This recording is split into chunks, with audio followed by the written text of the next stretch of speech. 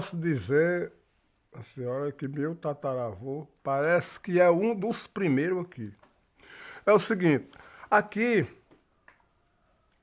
porque é uma situação que a senhora pode encontrar hoje e ver aí, que agora está meio trem, meio pintado um pouco. Pintado um pouco, eu queria dizer o seguinte, e a senhora vai desculpar, dizer que eu sou um preto e a senhora tem a cor clara. Então, parece um branco nesse meio. Mas aqui era uma terra de preto, porque um São João da Ponta lá, que tinha outras pessoas vindo de fora, tinha as cores diferentes daqui, Fazelândia. Então, eles tratavam aqui, lá, os brejos dos crioulos. A polícia bateu na porta, levanta pra ver quem é. Já respondeu o samba de moça. O samba de moça, o samba de moça. Já respondeu o samba de moça. A polícia bateu na porta, levanta pra ver quem é. Já respondeu o samba de moça. O samba de moça, o samba de moça. Já respondeu o samba de moça. Quando eu perguntava na cidade sobre Brejo Crioulo, ninguém sabia, a não ser os mais velhos que conheciam a denominação de lá de Brejo Crioulo. E aí um dia, conversando com um comerciante que disse que tinha tido uma casa de comércio lá em Araruba, eu perguntei, ele falou, tá vendo aqueles pretos que vêm subindo na rua, porque eu estava numa posição elevada, e eu olhava para baixo, todo mundo que eu enxergava era da mesma cor. E aí eu perguntei, que preto? Ele falou assim, aqueles. Eu falei, mas todo mundo que eu vejo é preto. Eu falei, não, tem os pretos e tem os negros. Eu falei, então me mostra quem são os pretos. Tá vendo aqueles que vêm subir na rua e que os negros estão passando para o outro lado, para não passar perto deles?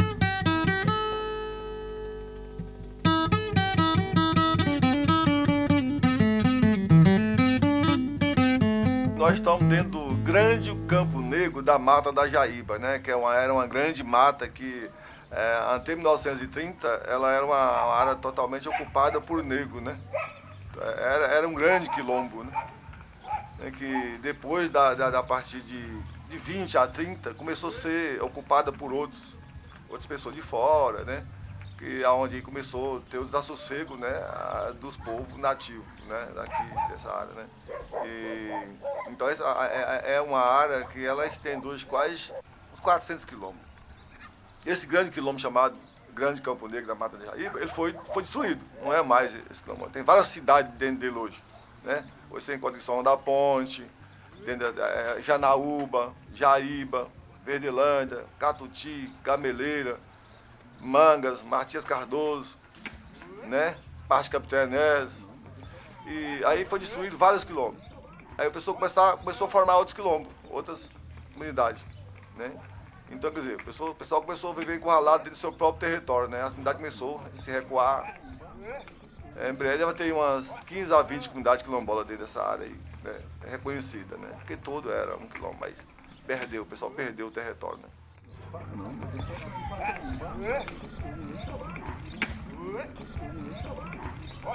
Eu sou nascido e criado aqui, minha mãe e outras pessoas aqui. Mas essa descendência minha, a descendência da minha mãe, esse origem, os primeiros povos chegou aqui, eles veio corrido. Que chegou a ponto de quilombo. Então, eles chegaram corrido de fora. Os coronéis para lá e tal, agressivos, né? Achou aqui só esse mato. É córrego, é só traíra, é só sapo, e os outros é ariri, marreca nesses furados. E ele chegou, apoderou aí. Quando foi uns certos tempos, que ele já produziu família, produziu serviço, produziu alguma coisa, alguns arrumam um recurso, outros é nada. Que aqui é o seguinte, uns companheiros terra na divisão, tem documento, igual eu tenho do meu avô aqui. E tem outros que não tem, ficou morando. Quando foi em 30, o governador, o presidente, naquela época, eu sei que o senhor já ouviu falar, é Getúlio Vargas, mandou um notificador que eu falo, uma pessoas estranhas, isso é a maneira de eu falar. Chega para vocês, falou com esses pretos, vocês moram aqui? Nós moramos aqui. Mas como vocês moram aqui? Como é que vocês moram aqui? Qual é o procedimento seus? Qual é os direitos? Qual é as liberdades de ir e vir, vocês mandarem governar aqui? Não, eu cheguei, meu avô, meu tataravô veio corrido, morou na Grutuba, da Grutuba, lá é um lugar só dava areia, dava um feijão catador, não dava nada, não produzia nada. Aí nós subiu, Córrego acima, São Francisco acima, Ribeirão acima, e achou essa mata aqui, nós ficou e tal. Pois é, minha senhora e meus senhores. Então é o seguinte, esse Ju Camilo nessa época, né? E eu sou mandado do governo, vocês viram falar de Getúlio Vargas, eu sou mandado dele desmarcar terra, seja de quem for. Você mora aqui? Mora. Eu vou, mas quantas hectares você vai comprar? Porque agora, de modo você ter direito, você mandar nessa terra, eu vou te dar o seu título de documento, você vai pagar uma taxa. E aí você vai governar o seu direito, você vai criar sua vaquinha preta, você vai criar seu cavalinho preto. Quando a divisão entrou, o povo foi, acompanhou, tirou a divisão. Aí cada um tirou um pedacinho de terra, né? E foi morando. Depois os fazendeiros chegou, foi tomar beijo, batia, matava, tomava o lugar. E foi indo assim, assim tomou conta do povo. Os moradores velhos foram saindo, outros foram morrendo, e esse tomou conta do lugar, né? Era Marcelino, Aleixa, depois foi morrendo eles, o Velegara também ficou aí aqui de fazenda era deles, né? Aí chega os fazendeiros e compra um pedacinho em um, e aí vai apertando a gente. Pai já não estava aguentando, pai já estava quase morrendo, que nem ele não sabia ler nem escrever. Zé Maria trouxe o cartório lá e pegou a mão dele e fez ele assinar no papel, segurou na mão dele, ele assinando. O povo de antigamente era besta, comprava um pedacinho, secava o mundo inteiro. E as fazendeiras tomou com tudo, tinha não. Tá, só capim, plantando só capim, engordando boi.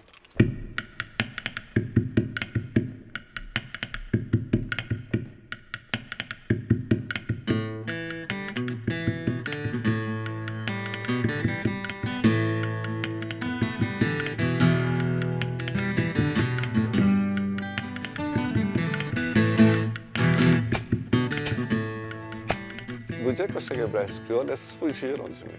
Eu fiquei uns 20 dias sem conseguir conversar com ninguém de Brejo Crioulo, a não ser as pessoas de fora que moravam lá, com quem eu estabeleci a conversação. Até que seu Pedro um dia resolveu ir lá me conhecer, esse homem que chegou e que está todo mundo correndo. Eu ia para a casa das pessoas, eu batia na porta, as pessoas corriam, se escondiam para não conversar comigo, porque eles achavam que eu era da polícia. E como tinha uma fama que lá só tinha bandido, assassino, eles então se escondiam. Bem, seu Pedro chegou, sentei com ele, conversei com ele, tive uma longa conversa com o seu Pedro, e dessa primeira conversa, eu usei uma estratégia de montar a árvore genealógica de seu Pedro. Conversando com ele, eu fui desenhando a árvore genealógica dele. Ele teve 8 mulheres, são 80 e tantos filhos. E voltei com ele, na memória dele, para trás. O preto aqui não conhecia os direitos deles. Então, depois que o professor chegou, eles contou como ele chegou aqui, como eles eram aqui, qual é a situação que eles viviam aqui, aí que foi entender que ele era descendente do escravo. Quem tinha que partir para a luta, arrumar companheiro para a luta, era nós do lugar, para interessar no que é nosso. Que nós era desapropriado, nós éramos os primeiros, o dono em documento, em posse e em couro, em racismo. Então, para nós ter força e arrumar ajuda, nós tínhamos que partir para a luta na frente, porque se nós não exigir, sabe, brigar, cobrar, e se ativar de fazer aquilo e aquilo outro, nós não adquiríamos a posse. Aquilo era uma terra que era dos negros, que era quilombola, que foi tomada, foi grilada para os fazendeiros. E então, a partir dessa época que a gente começa a acompanhar a comunidade Brejo dos Crioulos, que são formadas por várias comunidades, né? Ali tem várias comunidades ali dentro desse território. Então nós iniciamos mais ou menos em 99 a acompanhar e tentar, junto com eles, construir uma proposta de luta e de resgate daquele território. Nós fomos buscar reconhecimento da Fundação Palmares, o Ministério Público reconheceu a comunidade e a Fundação Palmares também reconheceu a comunidade aqui como uma comunidade quilombola, né? Aí nós fomos se organizar, né, mobilizar o povo, sensibilizar o povo sobre os seus direitos, né? Esse processo ele foi interessante porque a gente começou fazendo umas reuniões de base, nesse período de 99 até 2004, foi a primeira ocupação mais aguerrida lá. Ele foi um processo primeiro de conhecer, aprofundar, conhecer bastante as questões culturais dele também, assim, para a gente ver que processo de luta que se poderia desencadear ali. Então, ele concomitantemente foi um período onde que nós da CPT, aqui muitos anos, trabalhava a luta pela terra, dos sem terras, num período, e também num momento em que o movimento sindical já estava fraco, já não fazia muito essa luta e não tinha muito movimento de luta pela terra aqui. Esse foi um período também que nós da CPT trabalhamos para buscar o movimento dos trabalhadores rurais sem terra para essa região.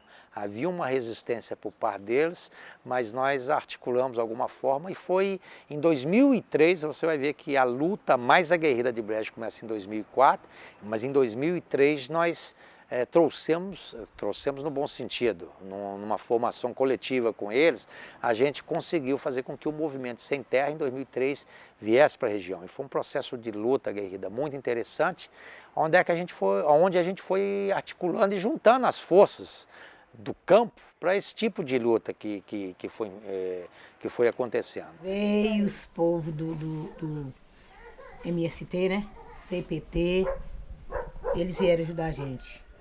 E aí eles ensinavam a gente como é que fazia, que a gente nunca tinha entrado, né?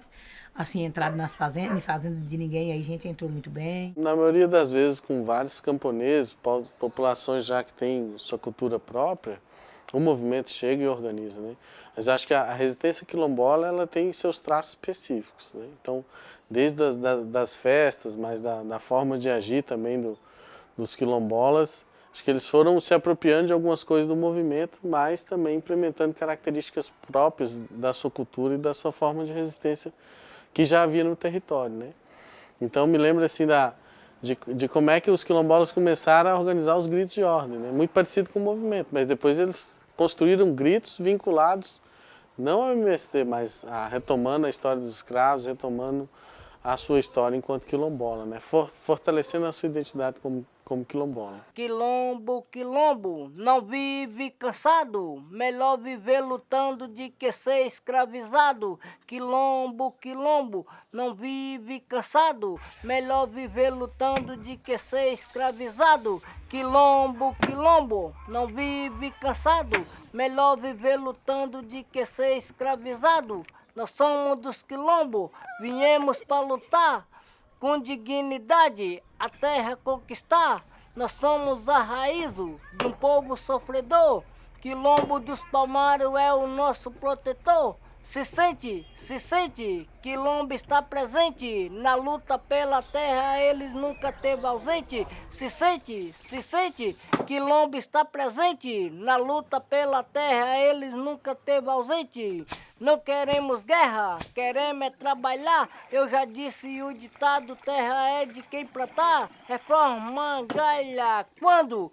Já! Reforma Gaia quando? Já! Teve um primeiro período que foi um período de discutir, de conversar o que era essa história de quilombola, né? O que era lei, o que eram, quais as referências legais que tinham, né, para eles serem donos desse território e tal, conquistar o território. E até eles discutiam o que era isso, né? O que era quilombola e tal. Então, esse foi uma primeira fase. A segunda fase, vamos dizer assim, foi quando o pessoal já mais consciente, se identificando enquanto quilombola mesmo, iniciou o processo de retomada. E que foram várias, né? Acho que foram mais de 20 retomadas. 7 anos, né, de mobilização para a gente fazer a grande ocupação. Nós conseguimos colocar 400 famílias dentro de uma fazenda, a fazenda do homem mais valente que tinha aqui, chamado Miguel Filho, nós conseguimos colocar 400 famílias.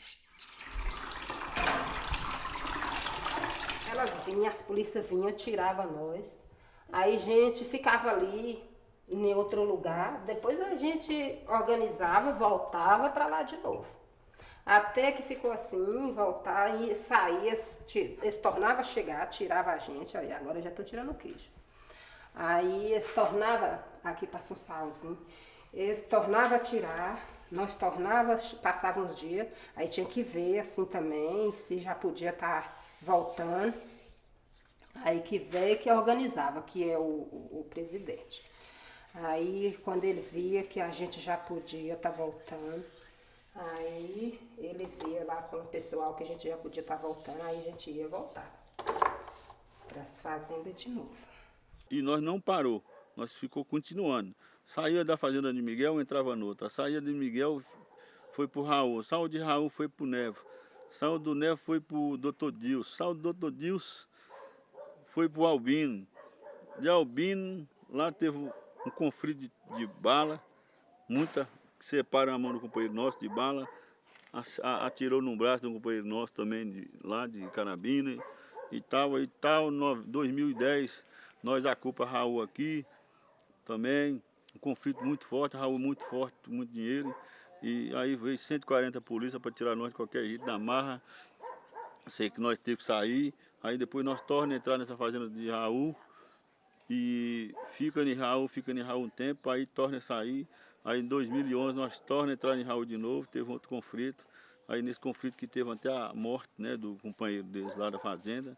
Eles alegam que foi nós que matou, mas nem a lei comprovou que foi nós, que não foi, que não sabe quem foi. A gente falava que tinha uma caixa, né, que a caixa era o processo do brejo. Então essa caixa tinha hora, veio de Brasília, né, da Fundação Palmares, depois foi mudando a lei e foram mudando os procedimentos. Então era o INCRA que era o responsável, o INCRA de Minas Gerais, que fica em Belo Horizonte. Então a gente falava, a caixa está lá no INCRA em Belo Horizonte, então nós temos que empurrar essa caixa, né? Então a gente fazia essa brincadeira. E quando foi no período no processo que culminou na assinatura do decreto de desapropriação, a caixa estava em Brasília. Então quando a gente foi preparar essa ação, como que a gente iria pressionar o governo para ele assinar esse decreto, então o pessoal falava, onde que está a caixa? A caixa está em Brasília. Se está em Brasília, nós temos que ir para Brasília. Dona Dilma, venha ver, traz café então, o pessoal foi andando para dentro do bem ao lado ali da rampa do Palácio do Planalto. Na hora que os seguranças perceberam, a gente já estava ali, né?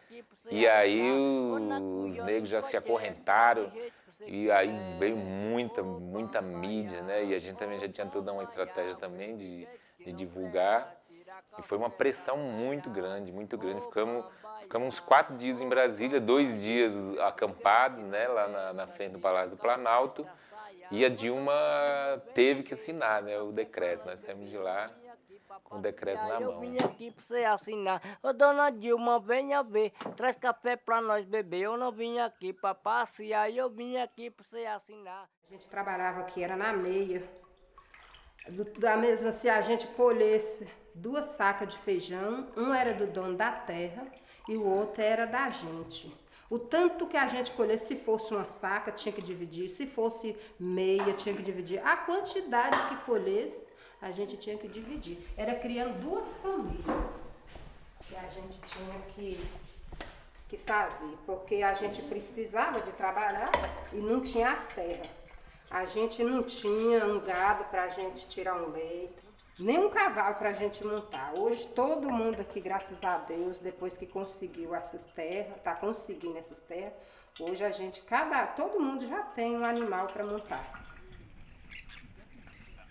Faz um trabalho bom, se a maioria... Depois que descobriu que os remanescentes de quilombola, que graças a Deus a gente já está tendo um espaço melhor, está faltando a gente ter mais um conforto do governo, com juro mais baixo, que a gente pode desenvolver um trabalho melhor, né? terra, agora tem muita terra, porque antigamente os fazendeiros eram tomar conta das áreas boas, aí o pessoal às vezes tinha com vontade de trabalhar, mas não tinha como, porque as terras boas estavam na mão dos fazendeiros. Mas hoje já foi negociado a maior parte, o pequeno já está tendo um espaço maior para trabalhar nas terras melhor e está produzindo. Aí está dando mais um sustento. Agora, se a gente receber uma forcinha do governo, assim, de uns projetinhos para desenvolvimento, aí melhor vai ficando, né? Porque você sabe que o pequeno, se a gente não receber uma forcinha do governo para a gente trabalhar, muitas vezes ele não sai do lugar, continua ali, né? Aqui a gente está produzindo um pepino para uma indústria no Rio Grande do Sul. E o governo até agora não fez investimento na região. A gente está tentando reerguer aí, né? A gente está plantando pepino para testar aí. Eu já pensei em ir para a cidade por causa que da produção nossa crescer, entendeu? Para poder estar trabalhando e estar ajudando minha mãe para a produção crescer. Não só minha mãe, mas minhas tias também. Todo mundo que mexe com esse tipo de serviço. Para a comunidade nossa tá crescendo, porque assim geraria emprego, entendeu? Seria uma coisa mais desenvolvida. Não só para nós, mas que ajudaria a comunidade inteira. Isso é comum.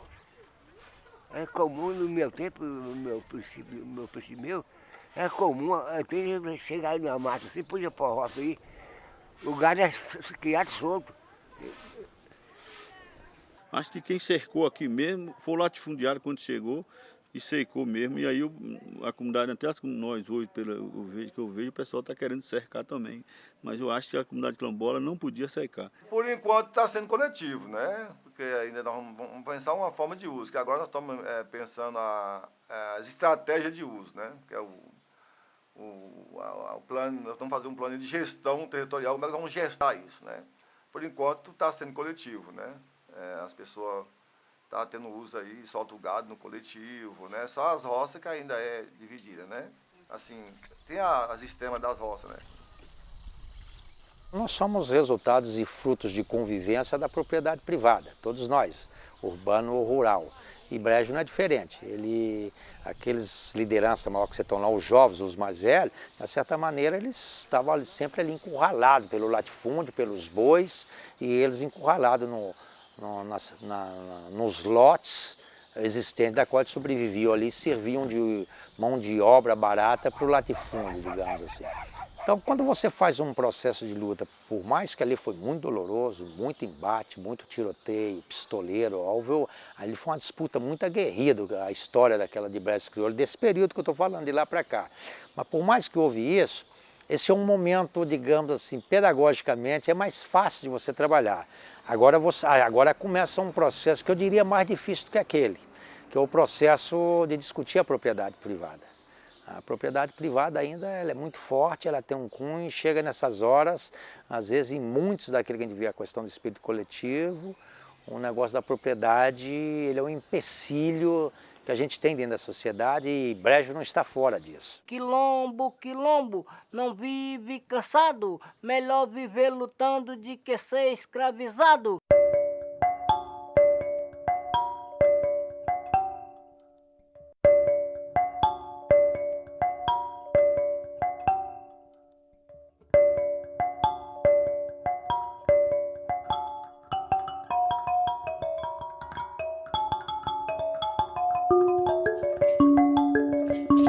Para trás tinha muita água.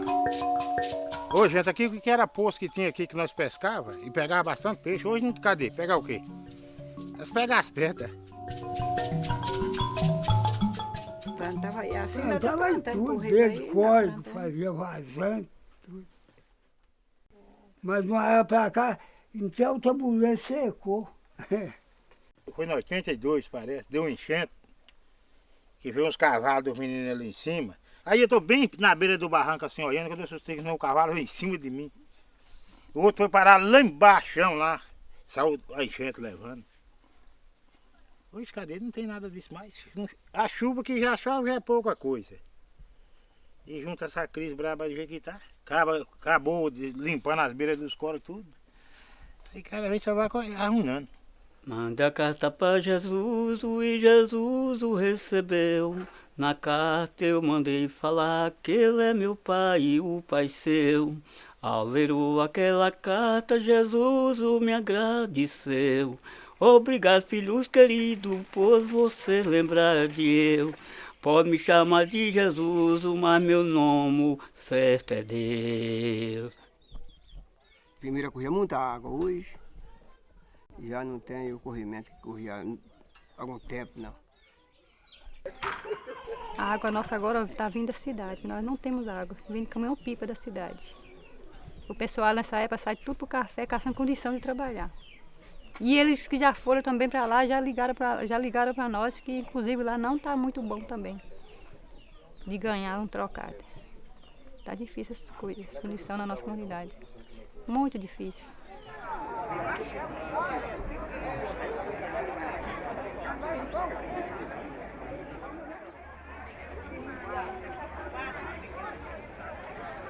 O que você estava fazendo aquele dia lá, minha filha? Estou vendendo vassourinha, geleia.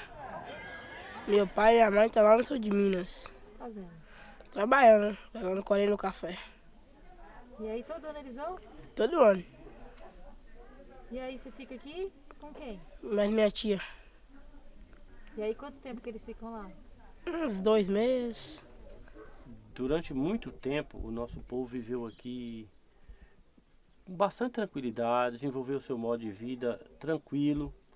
Só que a partir da década de 70, houve a chegada de um pessoal, grandes empresas plantadores de eucalipto, e se instalaram na região. E vieram com promessa de desenvolvimento para a região, e vieram dizendo eles com o objetivo de reflorestar a área. Só que eu acho que uma área para ser reflorestada ela tem que estar degradada, e não é o nosso caso. Nossa chapada aqui, ela é bem interessante, ela é aqui, ó, esse território. Aqui passa o rio Jequitinhonha, mais ou menos aqui. Aqui passa o rio Araçuaí. Então essa chapada, ela funciona como uma caixa d'água, capta água para essas nascentes, né? São as nascentes afluentes dos dois rios, e as comunidades quilombolas estão nesse entorno aqui dessa chapada. Elas usam essa água, né, para uso, para manutenção, criação de animais e para um modo de subsistência. E sem contar que essa água que cai nessa chapada abastece esses rios, que eles estão secando em decorrência disso. Tiraram aqui, plantaram eucalipto, mudou totalmente o modo de vida do nosso povo. Aqui são 12 comunidades quilombolas, 5 com certificado da Fundação Palmares. As outras 7 em processo de certificação. Então, mudou totalmente o nosso modelo de vida depois que retiraram a mata dessa chapada e plantaram eucalipto.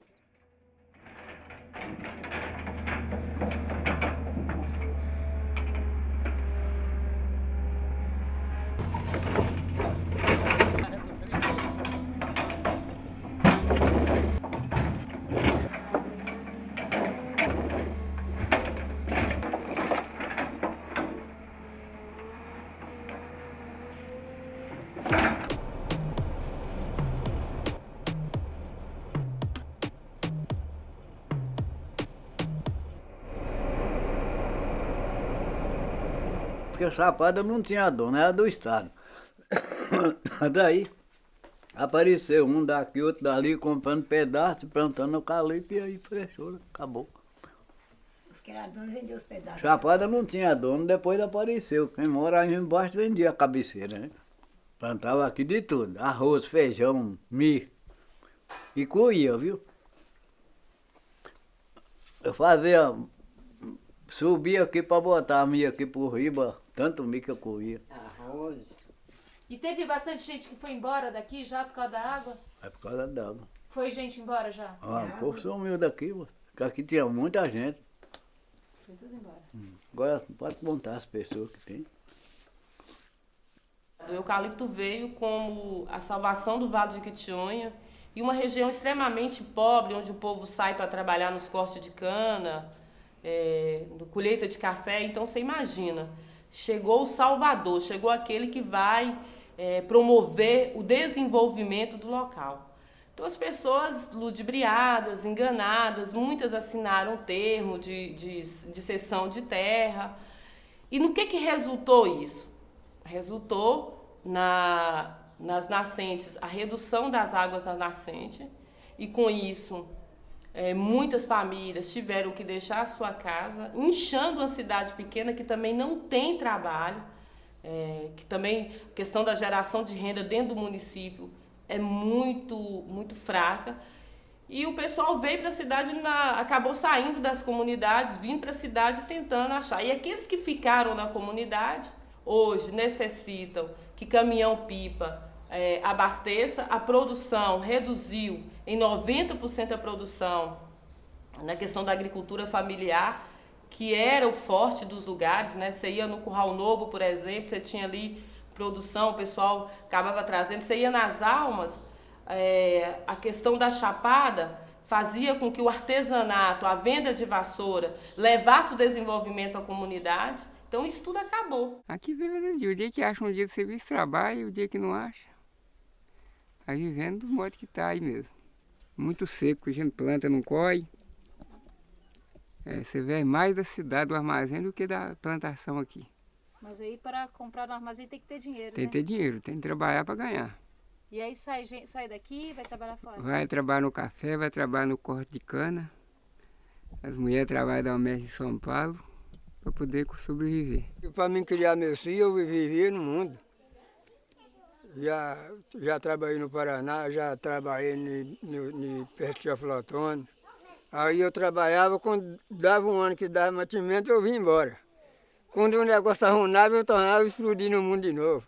Para ver se conseguia criar os filhos. Quem é velho pode ficar aqui mesmo.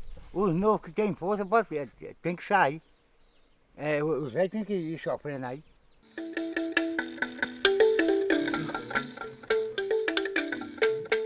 Tem hora que a pessoa vivendo no lugar dele é muito melhor do que para fora.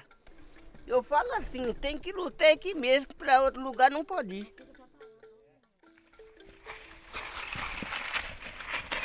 Vem lá. O mergulho partiu! Uhul! Você imagina, você cresceu num lugar, tem sua história no lugar, e já existe um preconceito, porque querendo ou não, a discriminação na nossa região ainda é muito forte. Mas quando você nasce dentro de um lugar e você convive ali a sua cultura, você está muito mais forte que você vir para um outro lugar, um outro bairro que não tem nada daqui, né? Não tem a sua história, não está ali. Muitos tiveram que ir até para São Paulo, a gente vê muitas das nossas famílias das Almas, uma parte mora hoje em Belo Horizonte, acabar tendo que sair. Por quê? Porque não tem trabalho, porque não tem água, gente. Sem água não tem vida, você não consegue produzir, né? As chapadas foram disseminadas. E houve, de uma certa forma, um silêncio, porque isso foi permitido. Talvez a discriminação comece daí, que se tivessem fortalecido as comunidades, como está sendo feito a partir de agora com o trabalho aí com as comunidades quilombolas, mas se tivesse feito há um tempo atrás, a gente não tinha o retrato que nós temos hoje. Qual é o retrato das nossas comunidades hoje? Sem água, sem produção, sem trabalho, enfraquecidas. Boa tarde, boa tarde. Opa! A gente está aqui sobrevivendo uma batalha cansativa, vamos dizer assim, que se for para analisar uma família só, se for para voltar, que já está todo em Belo Horizonte, São Paulo, está espalhado no mundo, se for para voltar uma família de uma dessas casinhas aqui, a comunidade já enchia.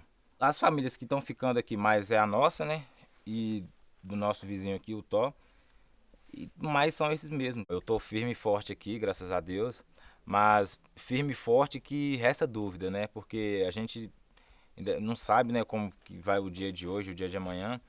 Aí eu, graças a Deus, eu fiz um curso técnico e a partir desse curso técnico eu consegui um emprego um pouco melhor que os meus colegas, né, da minha idade, e consegui trabalhar um pouco para poder salvar alguma quantia de dinheiro que dá para ajudar na família. Mas eu estou aqui, estou tentando ajudar o meu pai, e os meus parentes, os meus vizinhos, todos que estão ao meu redor, para a gente conseguir sobreviver num lugar que foi da onde a gente nasceu, né? E querendo ou não, a gente precisa de manter. A gente precisa manter esse local vivo e dar apoio para a natureza poder apoiar a gente, né?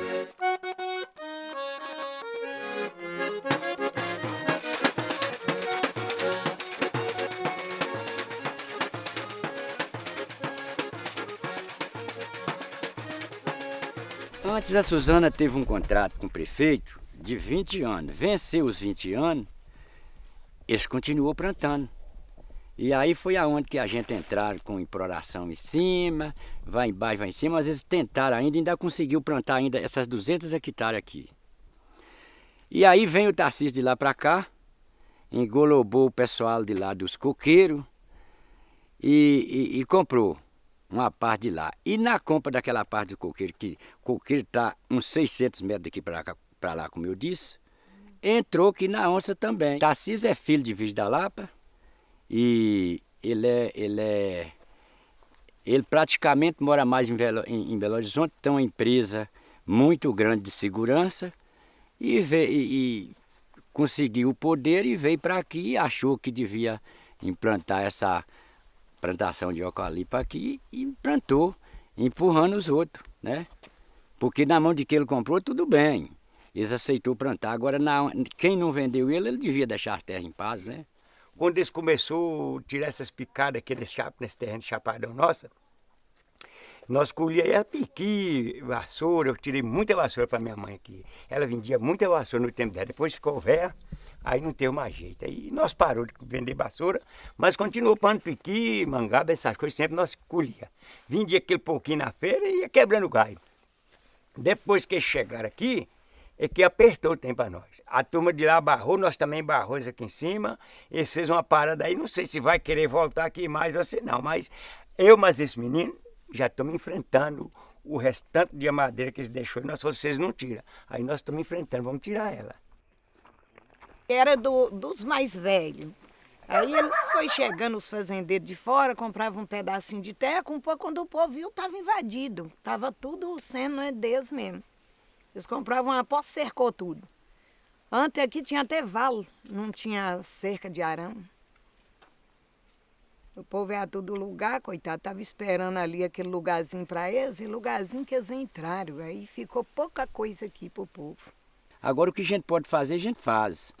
A gente faceiro que ele arranca, e aí ele cercou esse eucalipto aqui que estava fora da área dele, nós também veio pôs o tarão aqui e arrancou o dele. Aí ele deixou quieto, porque ele viu que era demais também.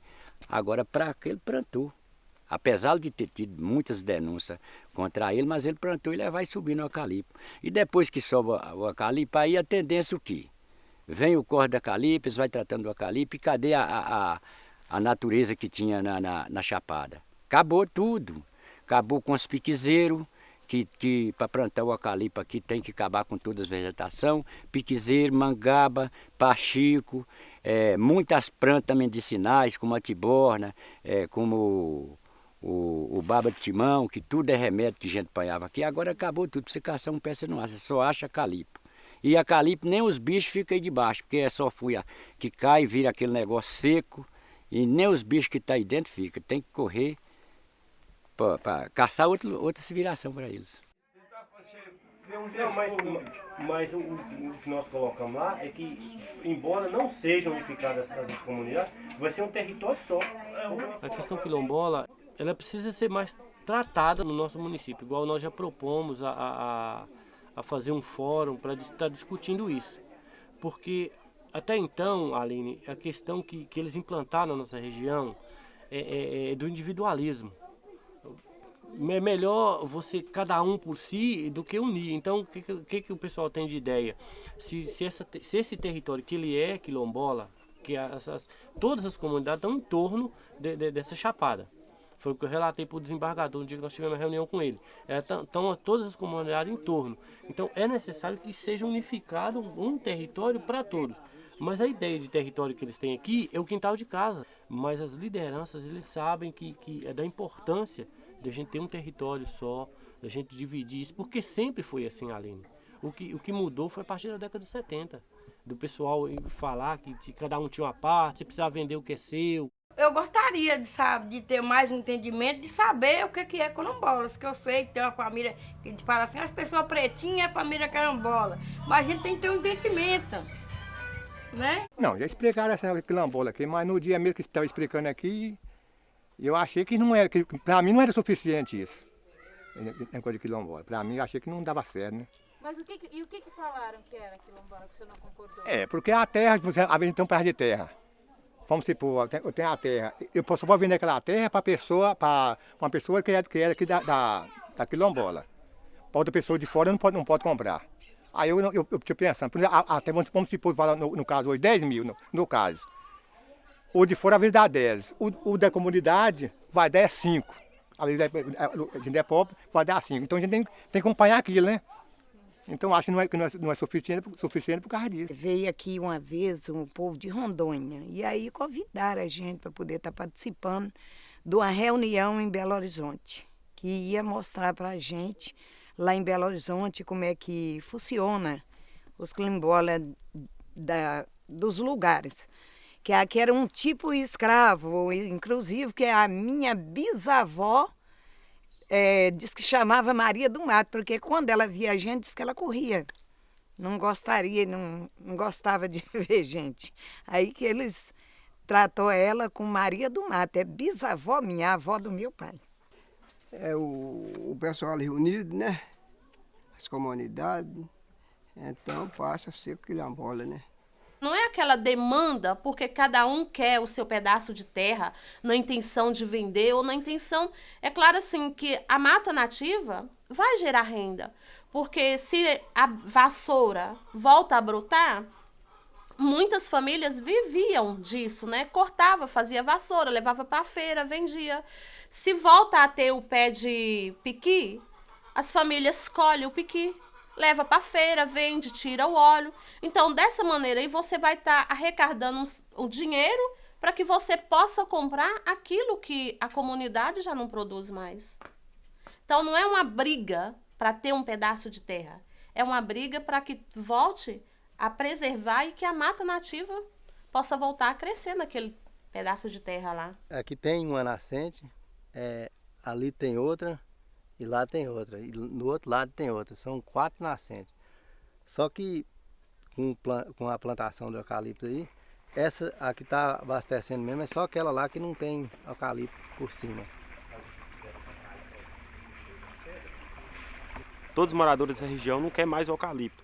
A maneira que ele vem sendo plantado aqui na nossa região, uma monocultura, eles não respeitam a maneira, né, da comunidade, as leis ambientais eles não respeitam, as bordas. Eles só não desceram em cima da nascente porque a nascente está morro abaixo. Porque se ela estivesse na chapada, ele já teria tomado conta. E sem contar também com a grande utilização de agrotóxicos que vem contaminando essas águas nos lençóis freáticos e conscientemente, né, a gente, moradores aqui, vem tomando essa água e essa água é contaminada, né? Nós estamos começando a nos mobilizar agora, porque já era para ter mobilizado há muito tempo. Os moradores estão unindo, que a gente está ganhando força, né? O que vocês estão fazendo aí?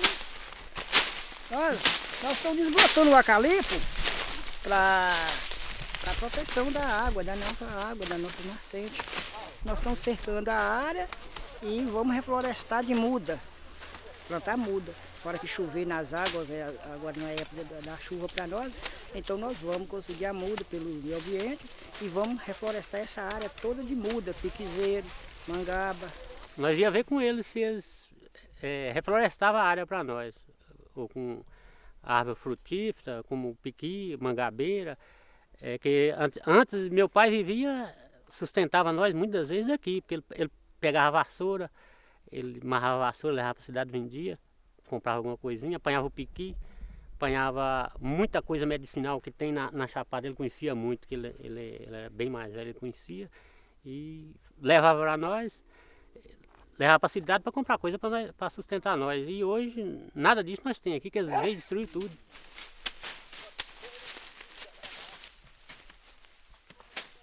Minha família vive da roça. Aí, se eu não fazer isso aqui, não vai ter água para nós beber, aí nós vamos ter que ir para a cidade para nós. E lá não está surgindo emprego.